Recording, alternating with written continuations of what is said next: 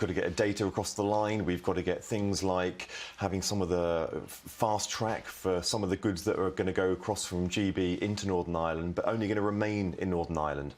We've always known the landing zone because it was 18 months ago that the British government published its command paper. It was 15 months ago the EU published its command paper, and there's an enormous amount of overlap.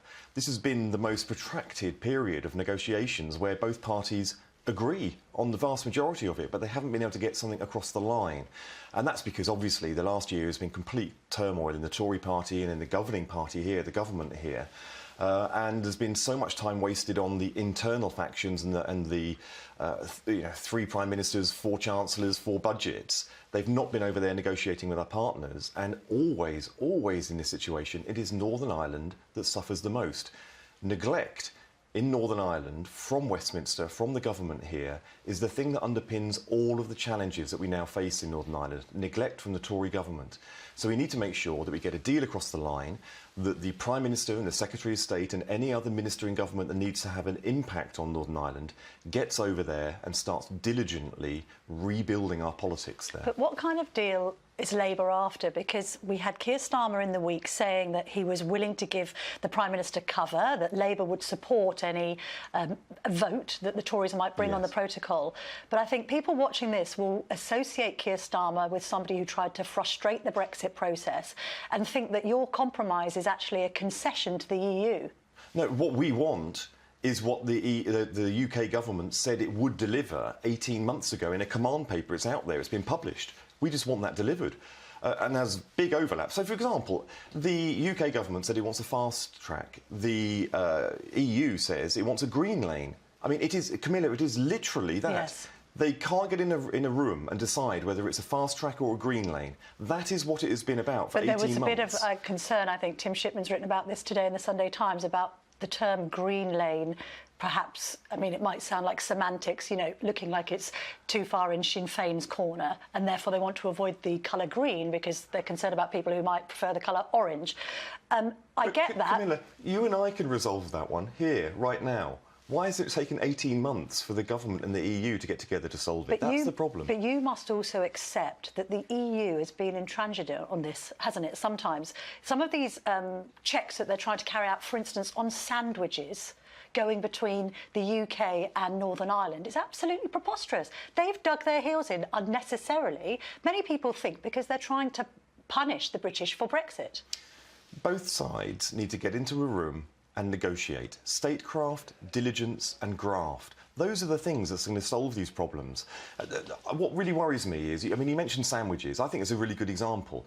You know, the previous generation, led by Tony Blair from Westminster, but you had Bertie Ahern and you had these titans, John Hume, David Trimble in Northern Ireland, who they came together and delivered peace. They literally ended conflict on the island of Ireland. This generation can't get together and get a prawn sandwich from Britain into Northern Ireland. I know, but I'm just saying it's not just a UK problem, isn't it? It's also down to the EU being quite difficult about this entire issue because they're using the protocol as a stick with which to beat the British. There is no question that both sides needed to give. Now, what's interesting is that the EU has changed some quite fundamental points on this. You know, for example, some of the you know, the fast track and some of the way of getting goods into Northern Ireland that's going to stay there. They've shown some quite remarkable flexibility now that they weren't showing a year ago. Now that's been unlocked once Liz Truss gave way and James Cleverly came in, and then suddenly what they call the mood music changed. So we know that diligent negotiation can deliver. Of course, when negotiations break down, sides move to more extreme positions. They move apart. We're seeing it right now with the strikes. We're seeing it right now. Well, we'll get onto the strikes in a minute. We will. But we're seeing it in the way the government acts. So therefore, it drives parties further apart. So then, therefore, you might agree that the likes of Chris Heaton-Harris and Steve Baker deserve congratulations for actually breaking this impasse finally with a meeting last week and now another meeting we understand tomorrow. Well, I'm not going to congratulate anyone until they bring the deal back. It's been 18 months late. The deal's been taken out of the deep freeze, let's put it that way. Well, we don't know that yet, because every time, even today, the language has changed from last week. Last week was a really good sign that James Cleverly got on a plane and went over to Belfast to meet parties. A really poor sign that two of the parties, or one of the parties, wasn't allowed to go in with the delegation they chose, and therefore one of the other parties refused to go in. You're talking about Sinn Féin, Mary Lou McDonald not being allowed at the table. Would you have her there? Well, myself and Keir Starmer went into Northern Ireland for 2.5 days last week, and we did meet with them. Because this is the thing about Northern Ireland. It is not like. Would you have invited them to that meeting then? Well, they would. What you do is you don't necessarily invite. The British government doesn't get to choose who turns up in different delegations. This is the key thing about Northern Ireland. Well, I think they do decide, don't they? We're talking about a territory. Well, hang on a sec. Don't pretend that Northern Ireland is like the rest of the United Kingdom, or indeed. No, but you're talking about. We've got the 25th anniversary of the Good Friday Agreement being signed, and therefore, presumably, in order for this to work, all sides need to be represented at any negotiation. And Mary Lou McDonald wasn't, and I want to know your view on that. This afternoon, I'm flying to Northern Ireland. I'm flying to Derry, Londonderry. That's a city that I use two names for. This is not a sort of place that is like anywhere else in the United Kingdom. And yes, we have a city that two different communities call two different names. And it's the same with our politics. So yes, we wanted to meet, or the government wanted to meet, a delegation from Sinn Féin. They turned up with somebody who they perceive, on their terms, is somebody who is president of Sinn Féin for the island of Ireland. Now, that's important for the way they view their politics. The way we got Good Friday Agreement over the line was to respect that different communities perceive their identities in different ways on the island of Ireland.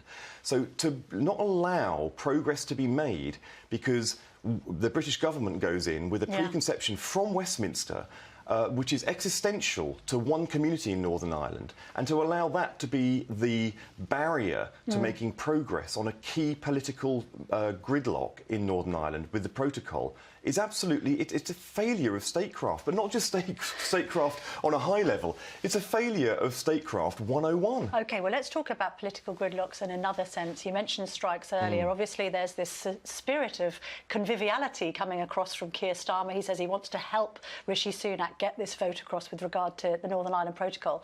Look, you receive millions from the unions. You've got a close relationship with union barons, if we can still call them that. Why aren't Labour helping when it comes to trying to stop these strikes? We've got nurses going off again on Wednesday and Thursday. We've got, again, the threat of a teachers' strike. Why aren't you using your own statecraft to help with that? Because we're not in government.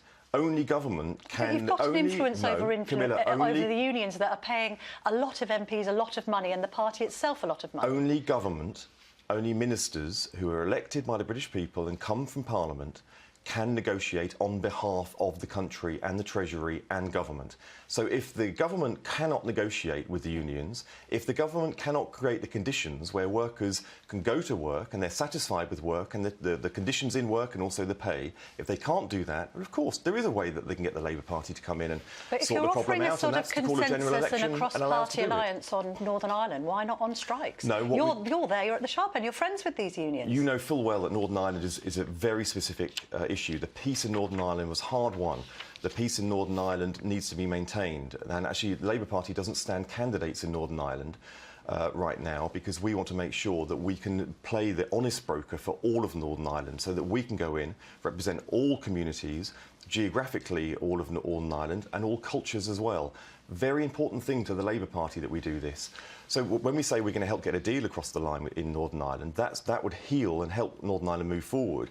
It would respect the way that we should be doing things from Westminster. Okay. The neglect from Westminster has started making sure that Northern Ireland's moving backwards rather than forwards. Let's just so talk yes, about... we are happy to help in other areas constructively. Of course, we've offered votes to Rishi Sunak in recent months on other areas, and he's rejected the offer. Let's just talk about Labour Party politics finally. The Labour Party is doing very well in the polls. It's 27 points ahead, and yet Starmer's approval rating still isn't brilliant. According to a YouGov poll, 41% think he's doing a bad job. 46% don't think that he looks like a PM in waiting. So the party's good, but the leader's bad, Peter. That's a problem, isn't it? You can't say the leader is bad. I'm just quoting polling. We know from absolute history, the last election, that if the public didn't respect the leader, we wouldn't be doing so well in the polls. So the two are absolutely linked together. Keir Starmer is a diligent. He drives forward progress in the Labour Party. People, seemingly. Well, seemingly he is, because you said we are 27 points behind the polls. If he wasn't, I don't think that people are out there are looking specifically at individuals in the top team and saying, great, we're going to go for leader because of that, or we're going to go for the Labour Party because of that one person. We are a team. Keir is very, very good at driving a team. The Labour Party has changed profoundly in the last couple of years because of what Keir Starmer has done to us, what he has insisted we do. He's raised the standards and the bar for what's expected from us. We wouldn't want this to turn into a party political and we are broadcast. ahead because of Keir, not in spite of him. All right. Well, good luck in Belfast this week again. Thank you very Thanks much, so much. Peter Kyle. Thanks.